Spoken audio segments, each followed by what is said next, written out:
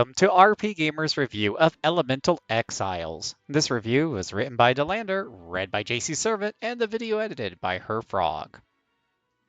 Deck builders often implement outlandish ideas to hook players into trying them, like unique settings or new gameplay elements to keep things fresh. The latter is attempted in Final Game Studios' Elemental Exiles, with mixed results. The gameplay elements added are definitely the highlight, but with nothing special in the presentation, it just makes for a title lacking that spark that keeps players returning. Elemental Exile gives players a choice of 4 characters, with 8 more available to unlock. Rudimentary starting quests provide backgrounds such as betrayal or revenge to propel players through the story. There's little to these quests. The landmass that they take place in isn't even named, and just provides unchanging locations as spaces for encounters to occur.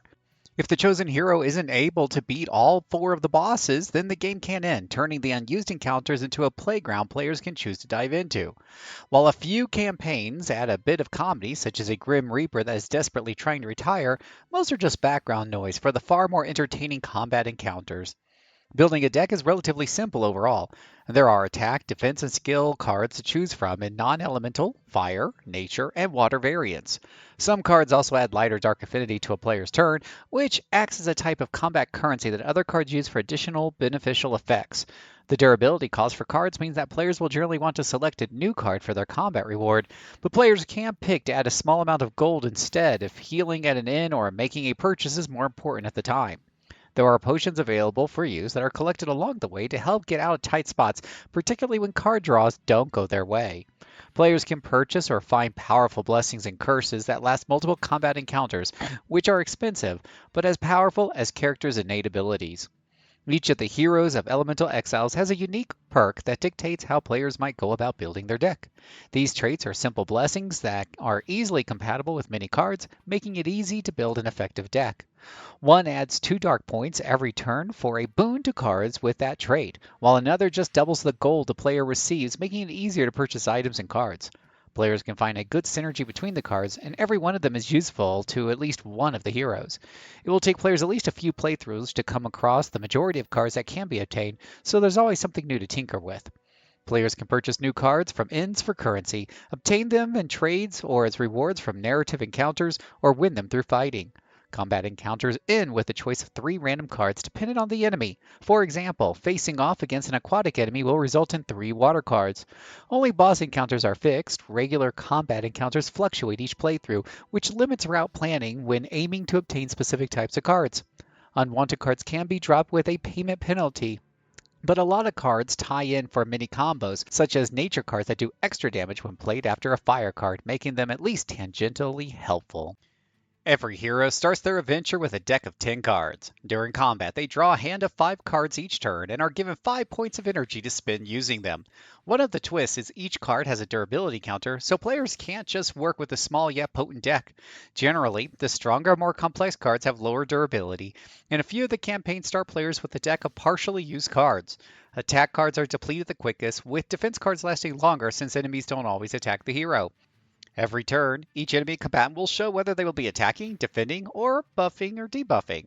Some enemy actions can be disrupted with a set number of attacks symbolized by a broken yellow wheel, which causes them to do nothing instead. There is strategy to these disruptions since there are cards that get additional benefits when interrupting enemies. Combat also makes use of defensive cards that only last a single turn.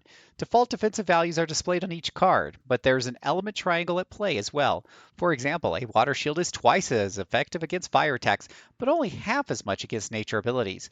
This adds an additional layer of strategy to deck building, as sometimes being too reliant on one element can make some foes harder to succeed against. On top of being affected by debuffs, players can also be hindered by wound cards.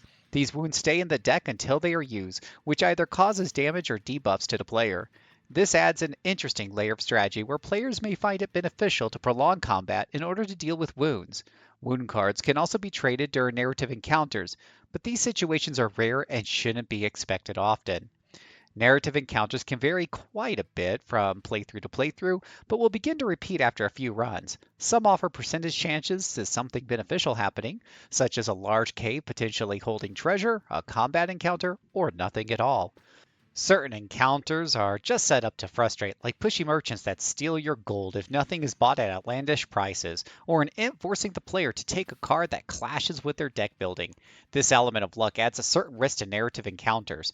However, it is beneficial to enter every inn on the map. There's nothing free at the inn, but it is the most reliable source of health restoration and offers a random selection of cards, blessings, and items for purchase. Due to the luck of the draw, it is likely that more than one run will be needed to clear a campaign. With an identical map on every playthrough, there are only a few different available routes to reach each campaign's goal. Some story-specific bosses may be guarded by lots of minor combat encounters, while others await behind several bosses. Due to the constant map, tactical-minded players will be able to plot an optimal route to replenish lost cards and reach certain bosses. However, encounters can still be brutal with bad draws or non-optimal replacement cards after better ones have been used up. While a lot of thoughtfulness was put into how Elemental Exiles cards and events interact with each other, the presentation just doesn't come together as well. Combat has stiff arm-raising movements that result in unremarkable impact spots that only change depending on the element of the card used. Monster designs are varied and pleasing enough that they stand out mostly visually. Narrative events are restricted to just a few lines of dialogue and a relative image. Music is played quietly and does little to stand out. This does help emphasize the sound effects, but nothing feels impressive.